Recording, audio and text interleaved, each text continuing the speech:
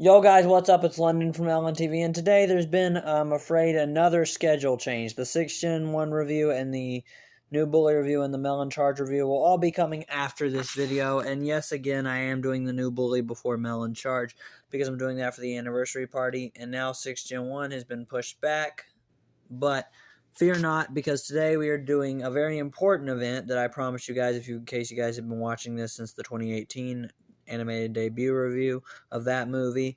I promised a top 4 top-notch babysitter movie countdown. And yeah, so this will basically be the top 4 movies, just in my personal opinion, and everything I love about these top 4 films from MSL and Skyworks and 21st Century Fox, from Top-Notch Babysitter as a franchise as a whole. I love all the characters, just the journeys Melissa and Mel have been on. So yeah, let's check them out. Coming in at number 4. Top-Notch Babysitter 2018 landed back in September 26th. And oh my gosh, for a debut, this is masterpiece. This movie truly shows everything about the film and shows it to the highest of heights. It's really interesting to me how this film has so much diversity with only 4 characters. It plays to its strengths. It has barely any weaknesses, barely any flaws, unless you count some scenes feeling a little long. That's why it's not at number 4, but it's still a masterpiece. I mean, come on.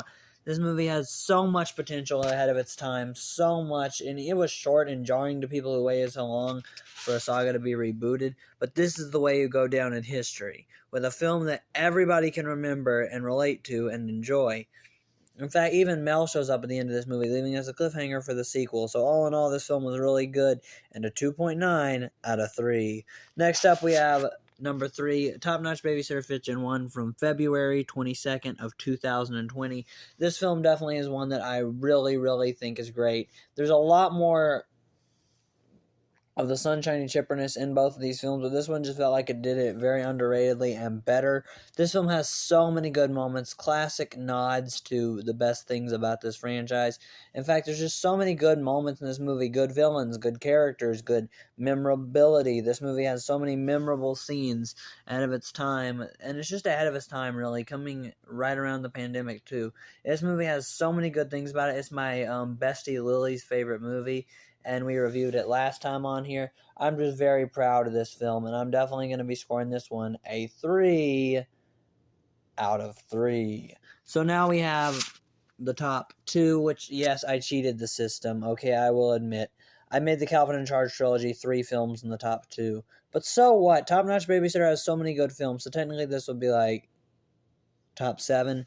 But yeah, coming in at number 2, we have the Calvin and Charge trilogy, a collection of 3 films that are concept films that was promised to us around the return of this franchise from 10-month wait, that had so many good things coming for it. As all films that are selected, Calvin and Charge, Happy Valentine's Day, and Mary Melissa Day, make up a trilogy of films in this trilogy. And there's just so much going on.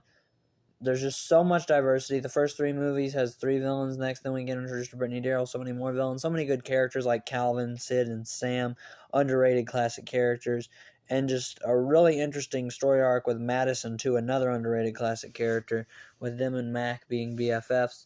To show that even Mel's younger brother had that chance. There's so many good films, and all 3 of these are equal tier for me.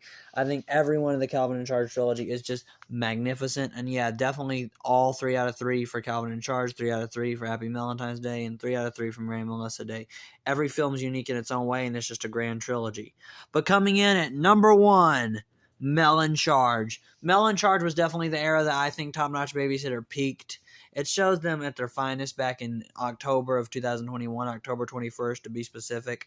This film had so many great moments on it, so many good things going for it, and it came out at a time in my life where I was like, wow, this film is going to be great.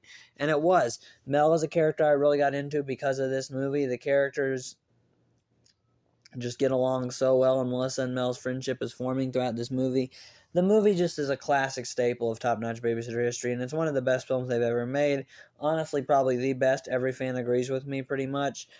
And if you don't, that's totally okay. All these films are great, but this film is really good. And I, as a true diehard Top-Notch Babysitter fan, I'm going to have to give it a 3 out of 3. It's where they probably peaked. A lot of people think this is where they peaked, and including myself, I belong in that group. It's a really good film that's going down for the decades. It's going to be passed down to everybody within time. And it's just a really, really good movie with really, really good villains, protagonists, but not overdoing it like they did in the first film. But they also keep the characters they had introduced throughout quarter one of chapter one as like small, minor protagonists. But that worked really well in the movie's favor because you got to focus on like Melissa, Blanca, Mel, and other characters. So this movie is definitely a 3 out of 3. Let me know what you guys thought of my like top 4 top-notch babysitter movies list, and I'll see you guys in 6th Gen review.